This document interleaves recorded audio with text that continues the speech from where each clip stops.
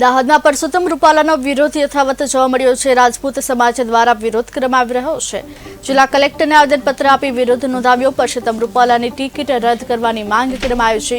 Ticket રદ ન થાય તો ઉગ્ર આંદોલનની ચીમકી આપી છે। પરસોત્તમ રૂપાલા સાહેબે રાજપૂતોની વિરુદ્ધમાં જે એક સ્ટેટમેન્ટ આપ્યું છે રોટી બેટીના વ્યવહારનું, એ સખત શબ્દોમાં અમે દાહોદ જિલ્લા રાજપૂત સમાજ વખોડી કાઢીએ છીએ। અને જે સમાજે આ દેશ માટે બલિદાન આપેલું છે, રજવાડાઓ પણ આપી દીધા છે દેશની એકતા માટે, તો આખો અત્યારે સમગ્ર ગુજરાતનો રાજપૂત સમાજ આ શબ્દોથી સખત નારાજ છે। અને અમે દાહોદ જિલ્લા રાજપૂત સમાજ પણ આને સખત શબ્દોમાં વખોડી કાઢીએ છીએ। અને રાજપૂત સમાજની માંગ છે કે રૂપાલા સાહેબને જે રાજકોટથી ટિકિટ આપવામાં આવી છે એ ટિકિટ આપવામાં નહીં આવે, અને આપશે તો અમારા અગ્રણી વડીલો જે રીતે કહેશે એ રીતે દાહોદ જિલ્લો પણ એ અગ્રણીઓની સાથે રહેશે। ક્ષત્રિય સમાજે પોતાના રાજા રજવાડા ભારતીના ચરણમાં સમર્પિત કર્યા છે।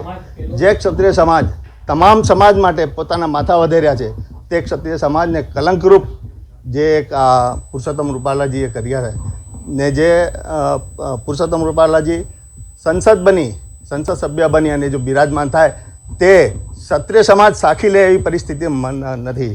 જ્યારે હું મહેશસિંહ રાઠોડ ભારતીય જનતા પાર્ટીને કહેવા માગું છું કે ક્ષત્રિય સમાજ કાયમ માટે હર હંમેશા ભારતીય જનતા પાર્ટીને સાથે રહ્યો છે, રહેશે। હવે ભારતીય જનતા પાર્ટી એ જોવાનું છે કે પુરુષોત્તમ રૂપાલા વાલા છે કે ક્ષત્રિય સમાજનું સ્વાભિમાન વાલું છે।